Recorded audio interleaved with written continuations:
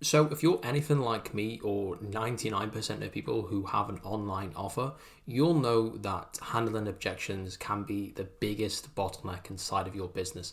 Getting to the last point of the call where it's the time for the prospect to pull the trigger, to go ahead and to purchase your service, making them cross the line and handling any objections that they have at this point can often be the big differentiator between you getting to your goals and you staying at the point you are now. I used to be in a position where this was a real issue for me, but I've now got to the point where I've been able to sell hundreds of high ticket deals, and I'm going to pull the curtain back on this whole objection handling thing and help you to understand what makes a person give an objection, what the process is for actually handling that objection, and what specifically you should say for each of the objections. Now, people think that there's hundreds or thousands of objections, but there's really only 3 main objections, and I'm going to talk to you about them in this video, and I'm going to explain why every other objection is basically just the same thing, and there really is only 3 objections. So to make this a bit clearer, I've opened up a whiteboard here, and let's say you get hit with, objection 1, right?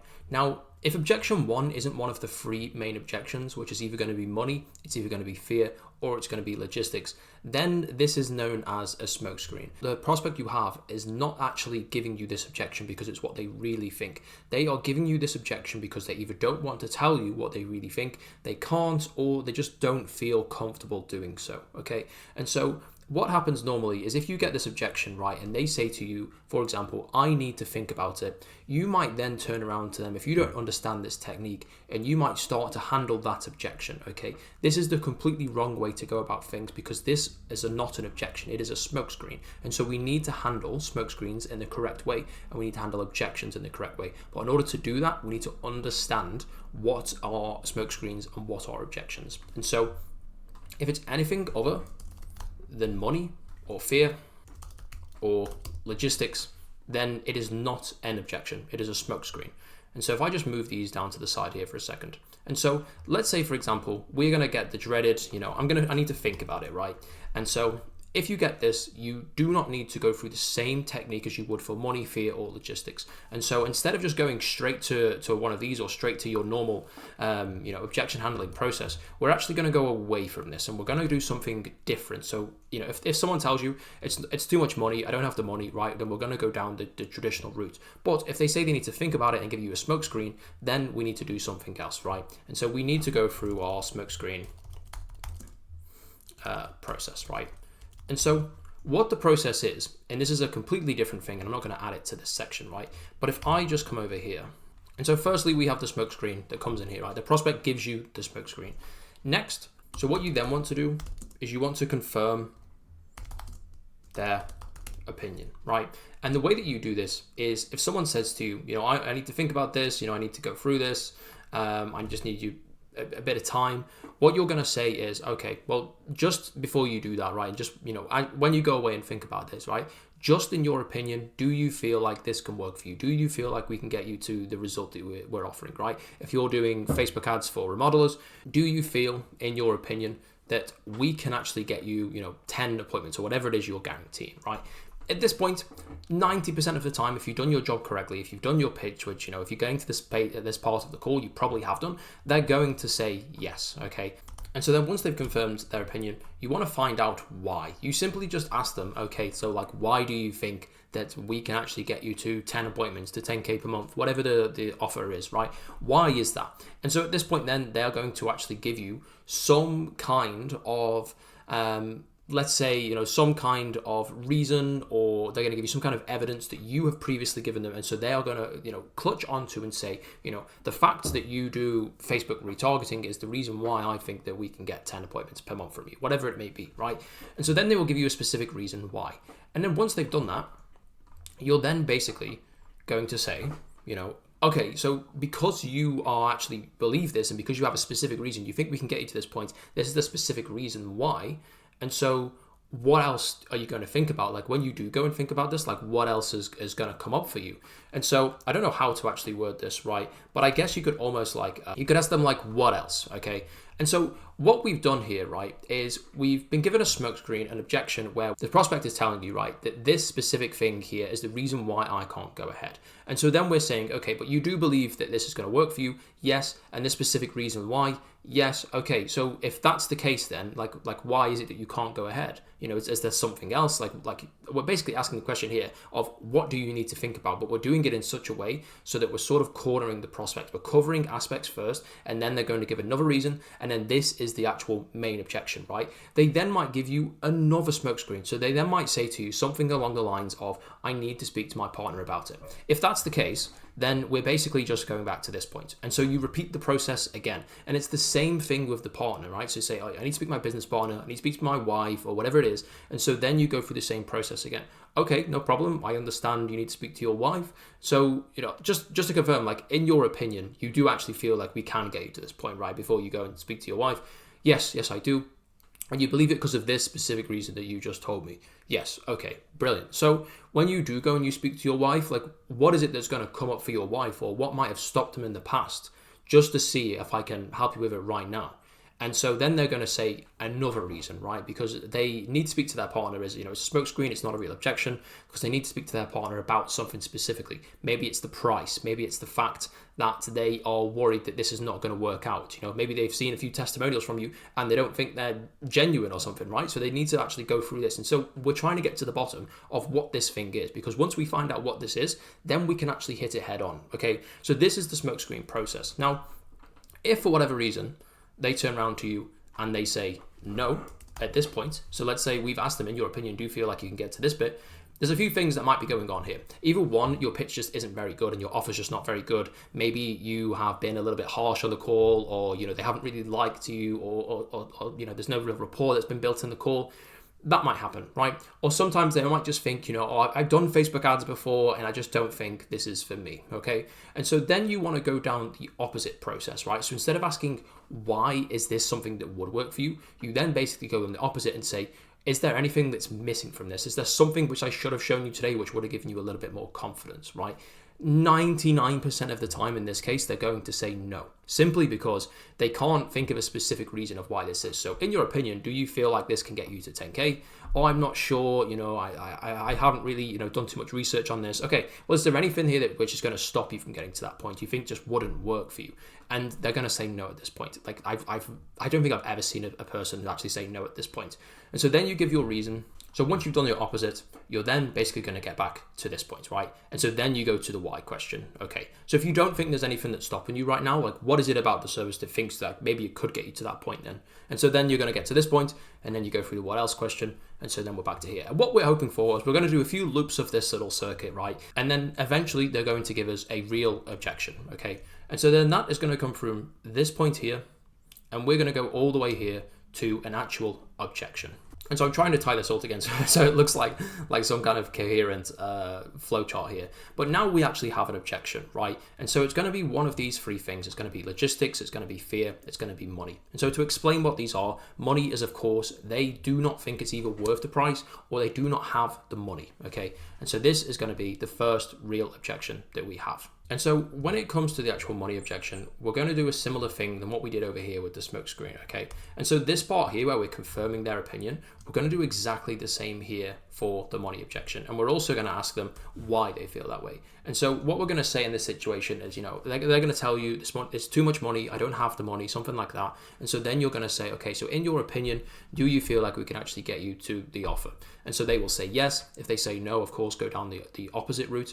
And so we're then basically confirming their opinion. 99% of the time they're going to say yes. And so when they do say yes, we then ask them why. What is it that makes you feel like we can actually get you to 10K per month? What is the specific thing that I've gone through today that makes you feel like we can do this? And so this is now cool because we've actually tied them down. They have agreed that, you know, this is the thing that I'm looking for and this is the thing that I think can get you to this point. It's just about the money. And so now we need to differentiate between people who have the money but don't want to spend it, and between people who don't have the money and maybe they need some kind of payment plan or some kind of process in place to actually make the deal happen. And so we basically ask them if they had the money in their hand, right? So if your service is $1,000 and you could turn around and say, so if you had $1,000 in your hand right now, would you do it, right? And so then they're either saying, yes, I would do, and this is the thing for me, and this is going to happen again 99% of the time. Or if they're saying no, then they're just not interested in the service and they don't think it's actually worth that much. Then you're going to be, it's a bit more of a difficult sell at that point. But most people would say they would do it at this point because they're actually confident that you can get them to a certain result. So if they're confident that you can get them to 10K a month, as long as your service isn't like 30K, then they probably should do it, right? So 99% of the time, they're going to actually say yes. If they had the money, they would do it. And so then we just simply ask them, like, what is the situation? Is it a case where you actually have the money and you are able to invest? Or is it a case that you just don't have the money? Like, which one is it? Okay. And so then if they say they just don't have the money, what you can do at this point is you can go through a payment plan. So if you offer, $1,000 a month service or something like that, right? And you want like 3 months up front, you can then say, look, we'll break that first month down. We'll do like 2 payments of 500. And then after your first month, then we'll go to $1,000 payments after that, right? And so if you are doing a payment plan, one cool thing you can say here is instead of just saying like, would you like to do a payment plan? You can say, okay, what we can do is 2 payments of the 500 or 3 payments of, 333. Which one of those makes the most sense? Which one of those actually makes, financial sense for you? Something like that, right? Oftentimes as well with a payment plan, if you want to incentivize people going for the full payment, you can make that payment plan a little bit more expensive. So there's a bit of interest. So instead of splitting a $1,000 payment into 2 500s, you can split it into 2 600s. This of course makes it so it's a little bit more expensive for the prospect, but it actually means that they can come on board at a reduced amount. But it means you're incentivizing people to pay up front just in case you don't get the full amount that's paid in after a few weeks' time. And so at this point, if you are getting to this point of the call, right, and they are saying that they do have the money, but they don't want to spend it, or they're just not sure, right, then what you're dealing with here is going to be fear. Okay. So at this point, you're going to go through the fear objection handling framework, right? And so fear is incredibly difficult to overcome. This is the hardest thing, right? If you get a fear objection, which you will do quite a lot of the time, this is going to be the thing that sets the winners, the people who are really good at sales, apart from the ones who just aren't at the races and are just not good at sales, okay? So again, we want to do the same thing we did before, right? We want to confirm their opinion. We want to actually make sure that this is the right thing to them. And the reason we're doing this again and again and again is simply because we are reiterating time and time again that they actually think this is the right thing for them, okay? Because if it isn't, then there's no point in us being here. But if it is, then we have every chance of actually going and closing them, okay? So we're going to reiterate that. They're going to say why, right? And then we're basically going to go through the 4 different types of fear that there could be had, right? And so it's going to be fear in the service, the fear in you, so you as a person, the fear is in the company, so like reputation, and then there's also fear in themselves. Okay, and so you want to just go through and ask every single one of these, right? And basically just say in one big go, like, just help me out here. Like, I understand you're a little bit apprehensive, right? I completely get it. But what is it that you're apprehensive about? Is it the service? Is it me? Is it the company? Is it actually yourselves making sure that you can, complete on the service and do what we ask you to do? Just like, help me out here. Like what's going on?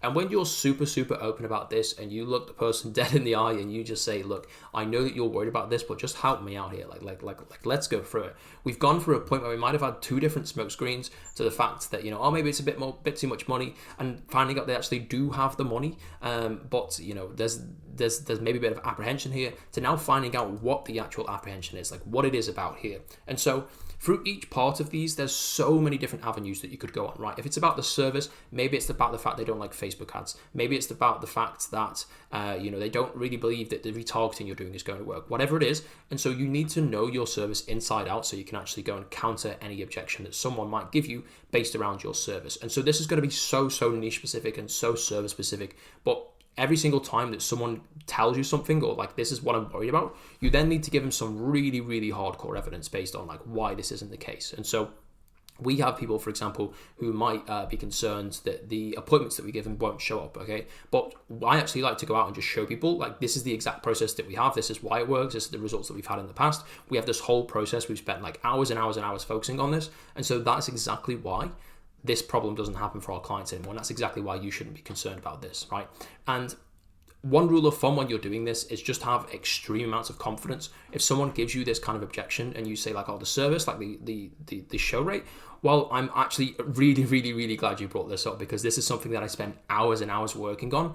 And I know for a fact that we can 100% make sure that this doesn't happen to you. Here's why: because this reason, this is the thing we've built. This is what we've done with a previous client, blah, blah, blah, blah, blah. And you're just filling them with confidence. And when you have that like unwavering confidence, the fear that the person has, it's got nowhere to go, right? They just have to accept the kind of confidence that you have. And this is the same really for, about you specifically, or the company, or maybe not for themselves, but for the company, but for you, it's the same kind of process, right? If they're concerned that, I don't really know you too well or something like this, you just need to give them a reason of why they shouldn't actually fear that, okay? So if someone says, I don't really know you too much, I just simply point and say, look, I have a YouTube channel, I have like 100 videos on there, I have like almost 1,000 subscribers right now, like I'm very, very public. If there was ever any like bad reputation about me, it would be pretty catastrophic for me, right? So like that's one way that I go and actually like counter that objection, but I'm sure you can think of many different ways to actually do it specific to you. If it comes down to a fear in themselves, this is a tough one. This is like probably the toughest out of all the fear ones, and of course fear is like the hardest one. This is where you basically are going pretty deep into like the psychological side of things, right? You want to make sure that the person actually, first of all, like believes in themselves that they can do it, right? This only really makes sense for somebody who actually has to do part of the service. So for example, for us, we help people to get appointments. They of course have to sit those appointments, right? And so people might say, I'm just worried that I won't close these appointments. And so then you need to give them some kind of support. So for our service example, we give them support in terms of sales. We give them support in making sure that I can actually convert those appointments. And so one thing that we do is we can show them like all of the previous results that we've had. This person come in, they never took a sales call in their life, or they've just taken very few sales calls. We give them this whole process. This is exactly what we give them. And then they went to X, Y, and Z. They did this, they did that, whatever it may be, right? And so that's how you would overcome something like that. But if it's where someone has like a deep, disbelief in themselves, almost, it's pretty psychological at that point. That one's pretty tricky, and there's not really like an SOP that I can give you, or like a guide on like say this then say that. So yeah, that one is pretty tough, I'll be honest with you. But you need to just basically break it down into small little questions, and oftentimes sort of binary yes or no questions. Is this something that you want to do? Yes. Is the appointments the thing that's going to be stopping you from actually getting to this point? Yes. Okay, so like what do you need to do to actually go and deliver on this service, or actually complete this problem that you're having? And it's going to be I need to go get appointments, right? And do you or do you not believe that our service right here, like you said before, you believe that it can actually get you to this point, right? Yes. Okay, so do you see why the next step you need to make in order to get to that point would be to actually invest in something that makes sense for you and something that you believe works? Yes or no? Yes, right? And so that's the kind of framework that I would go by. And so that's basically money tied in with fear. Of course, if someone just says straight up that they're worried about you, or they have a certain fear, then you can just go down the fear framework. But oftentimes it's money that leads into fear.